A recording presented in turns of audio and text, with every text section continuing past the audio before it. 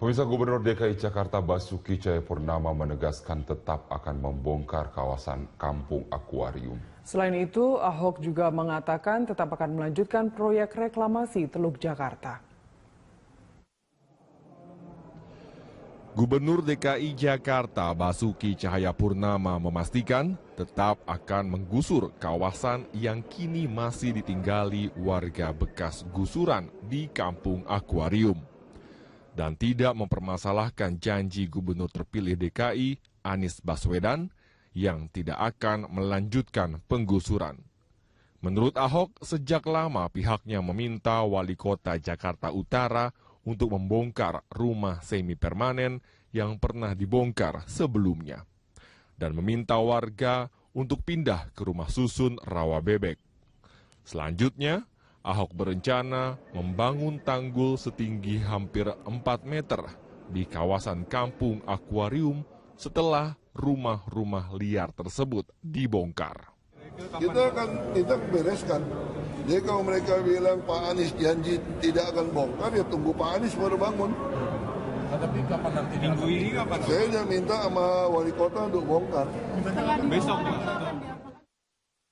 Di samping itu, Ahok juga tetap akan melanjutkan proyek reklamasi Teluk Jakarta, sebab belum ada izin yang dicabut terkait proyek reklamasi. Menurut Ahok, dikabulkannya gugatan komunitas nelayan di Pengadilan Tata Usaha Negara tidak menjadi landasan hukum tetap untuk menghentikan proyek reklamasi. Untuk itu, Ahok berencana memindahkan tanggung jawab pengerjaan reklamasi kepada BUMD milik Pemprov DKI Jakarta. Yang penting prinsipnya kita nggak pernah mencabut izin. Ini kan hanya di moratorium oleh Kementerian Lingkungan. Jadi kalau beliau udah lepaskan lagi, ya jalan aja. Orang kita nggak pernah bikin surat berhenti kok. Ahok mengatakan jika Kementerian Lingkungan Hidup dan Kehutanan mencabut moratorium reklamasi Teluk Jakarta, maka proyek reklamasi tersebut akan kembali dilanjutkan. Cikal Multazam, Muhadsin Jalal, Berita 1, Jakarta. Terima kasih pemirsa, kita kembali di News on the Spot. Menghindari adanya petugas parkir liar yang ada di Erpetra Kalijodo, Pemprov DKI Jakarta berencana mengubah sistem parkir dari mesin parkir meter menjadi sistem gate atau gerbang. Untuk informasi selengkapnya kita bergabung dengan reporter Tezar Aditya dan juru kamera Rio Cornelianto serta pilot drone Muhadsin Jalal dari Erpetra Kalijodo. Ya Tezar, pantauan siang ini apakah sistem gate ini sudah diberlakukan? Ya, kalau memang untuk siang hari ini, untuk hari ini sendiri sistem baru atau sistem gate yang nantinya akan diterapkan di kawasan perparkiran RTH Kalijodo ini belum aktif, Carlos, meskipun kami pantau memang mesin ini sudah terpasang, ada 2 buah gate di depan sana, kemudian juga 2 gate di pintu keluar RTH Kalijodo. Meskipun memang gate ini sudah terpasang, namun ini dikatakan oleh pihak petugas Dinas Perhubungan yang ada di sini, mereka mengatakan bahwa ini belum diaktifkan dan diprediksi bahwa nanti pekan depan sistem ini mulai diberlakukan untuk menggantikan sistem yang lama, yakni sistem elektronik atau parkir terpadu elektronik yang memang mesinnya sendiri hingga saat ini masih ada di sini, ada sekitar 2 buah dari mesin parkir elektronik sendiri yang memang nantinya akan dicabut setelah sistem baru ini diaplikasikan di kawasan RTH Kalijodo. Dan memang Dinas Perhubungan sendiri sementara ini masih menggratiskan untuk mereka atau para pengunjung yang melakukan berkunjung ke RTH Kalijodo untuk parkir di kawasan ini diberlakukan penggratisannya selama masa uji coba sebelum nanti akhirnya sistem ini diberlakukan. Dan memang Dinas Perhubungan sendiri menyatakan bahwa nantinya sistem ini sendiri diklaim akan menurunkan potensi adanya parkir liar di kawasan Kalijodo, termasuk juga ada aksi premanisme. Memang yang sebelumnya banyak dilaporkan oleh warga yang berkunjung ke kawasan Kalijodo. Sementara itu memang Dinas Perhubungan juga nantinya berencana akan menggaet Karang Taruna dari pemuda-pemuda Karang Taruna yang ada di kawasan Kalijodo ini untuk menjadi juru parkir. Jika nantinya sistem ini diaktifkan, kemudian juga Dinas Perhubungan juga nanti akan bekerjasama dengan PT Bina Marga untuk meminjam wilayah di bawah kolong tol yang ada di dekat kawasan Kalijodo ini, sehingga nantinya kolong-kolong tol ini bisa dijadikan kantong parkir jika kemudian kawasan Kalijodo ini penuh parkirannya, karena biasanya pada akhir pekan, Carlos, kawasan Kalijodo ini menjadi salah satu wisata alternatif bagi masyarakat Jakarta yang juga ingin tahu bagaimana perubahan rupa Kalijodo dahulu dan juga saat ini. Demikian, Carlos.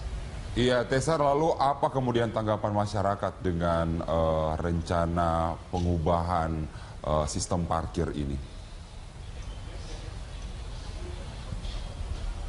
Setiap ada perubahan tentunya ada pro kontra di dalam masyarakat, di mana kita tahu sendiri bahwa hingga saat ini memang belum ada tarif yang ditetapkan oleh Dinas Perhubungan, tapi informasi sementara yang kami dapat bahwa nantinya sistem parkir dengan menggunakan sistem gate ini sendiri bersifat progresif, yakni untuk motor Rp2.000 per jamnya dan untuk mobil Rp5.000 per jamnya. Hingga saat itu kami belum mendapatkan informasi apakah nanti ada batas atas terkait dengan sistem progresif ini.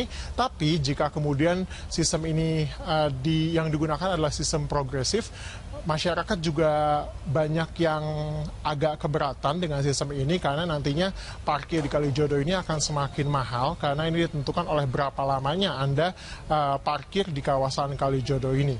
Dan memang untuk idenya sendiri, untuk tujuan dari adanya gate ini sendiri, mereka mengapresiasi bahwa nantinya premanisme dan juga aksi pungutan liar juga tentunya akan dapat diminimalisir dengan adanya sistem ini. Tapi untuk tarifnya, mereka sendiri sedikit mengkritisi jika kemudian tarif progresif ini diberlakukan. Dan berikut adalah beberapa opini dari masyarakat terkait dengan penggunaan sistem parkir gate ini. Ya kalau soal itu sih gimana ya, kalau kita bikin di baratnya 2.000 per jam ya kan kayaknya nggak cocok gitu. Nah, tapi kalau 5.000 ya standar lah. Itu kita udah seharian gitu. Saya pernah parkir juga di sini mobil. Saya kira pakai itu juga nggak relevan lah. Ya kan. Kalau saya sih pengunjung maunya ya coba tolong bagaimana lagi gitu berubahnya parkirannya ya gitu. Saya mau mengikuti aja. Tapi enakan sistem ngambil tarif CIS gini apa sistem langsung bayar tuh, Pak? Ya sistem langsung bayar lah. Iya. Gubernur DKI Jakarta Basuki Cahayapurnama hari ini menghadiri acara penanaman pohon persahabatan dalam rangka 100 tahun kemerdekaan negara Finlandia. Kita akan ketahui informasi itu dengan bergabung dengan reporter Ismail dan juru kamera Gerald Dwitama. Mael, boleh diceritakan seperti apa penanaman pohon yang dilakukan hari ini oleh Basuki Cahayapurnama? Iya, Carlos, hari ini memang Gubernur DKI Jakarta Basuki Cahayapurnama atau Ahok menghadiri acara penanaman pohon yang dilakukan oleh Kedutaan Besar Finlandia yang diwakili oleh Madam Toivoi sebagai ambasador dari Kedutaan Besar di Finlandia. Tadi sekitar pukul 9 pagi tadi, Ahok datang ke Taman Menteng ini untuk memberikan sambutan, namun memang acara yang harusnya dijadwalkan pada setengah 9 pagi tadi sedikit telat karena memang Ahok harus menghampiri dulu warga-warga yang biasanya muncul di Balai Kota DKI Jakarta untuk mengadukan beberapa permasalahan-permasalahannya. Namun sekitar pukul 9 pagi tadi, Ahok langsung datang dan memberikan sambutan. Kemudian dilanjutkan oleh Madam Toivio sebagai ambasador dari Finlandia, kemudian memberikan sambutan dan keduanya pun langsung menghampiri halaman yang ada di depan Taman Menteng ini untuk menanam sekitar 3 pohon spruce begitu. Nama dari pohon tersebut yang tadi disebutkan pula bahwa pohon spruce ini merupakan pohon yang memang sering diketemui di negara Finlandia sejak 50 tahun yang lalu. Dan pohon tersebut juga, Carlos, merupakan bentuk dari simbol keadilan sosial dan simbol dari persahabatan antara kedua negara tersebut. Dan memang penanaman pohon ini untuk memperingati hari jadinya atau kemerdekaan dari negara Finlandia yang sudah mencapai 1 abad ini. Dan tidak hanya di Jakarta, juga dilakukan di negara-negara lainnya. Begitu, Carlos. Iya, Maya, lalu apa saja yang disampaikan Ahok dalam acara penanaman pohon ini?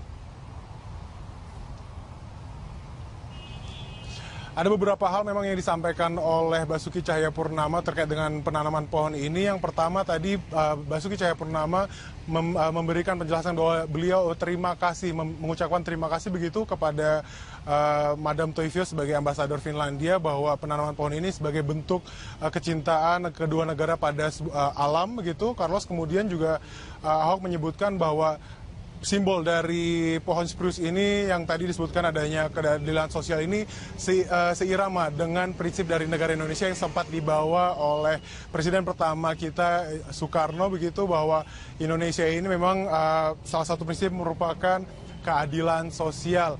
Nah, begitu juga Carlos, tadi Ahok juga sempat menyebutkan kepada Madam Toivio bahwa baiknya ke depannya agar Finlandia dan Indonesia menjalin kerjasama dalam bidang-bidang lainnya seperti pendidikan, yang memang kita ketahui bahwa Finlandia ini merupakan negara yang maju dalam tingkat pendidikan, kesejahteraan rakyatnya, dan penghasilannya. Dan berikut kita cuplik pernyataan dari Basuki Cahayapurnama. Ya, kita harus mencontoh. Kalau lihat negara-negara Skandinavia kan paling maju ya. Dari sisi penghasilan, sisi kebahagiaan penduduknya, pendidikannya. Nah, kita harapkan kerjasama ini sudah 100 tahun. Kita 71 nih.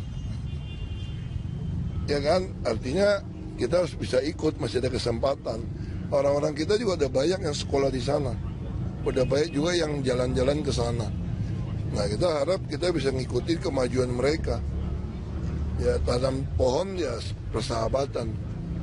Ya, pengennya kita tetap bersahabat. Ya udah, kita datang, itu aja.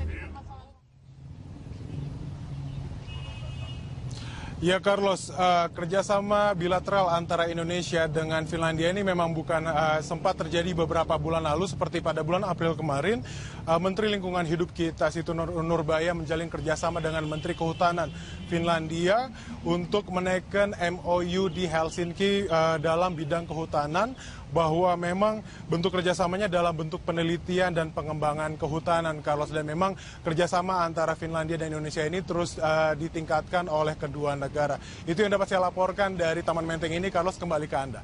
Ismail Reza, terima kasih atas informasinya dari Taman Menteng. Selamat bertugas kembali. Gubernur DKI Jakarta Basuki Cahayapurnama mengatakan bahwa ia berencana membuat program televisi berjudul Ahok Show. Rencana ini ia lakukan setelah masa jabatannya sebagai Gubernur DKI Jakarta berakhir.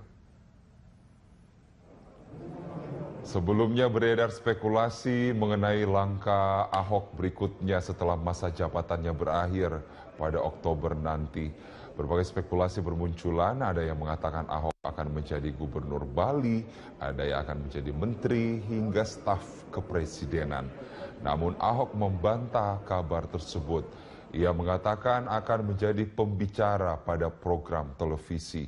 Ahok akan melanjutkan program Ahok Show yang selama ini ia lakukan selama masa kampanye.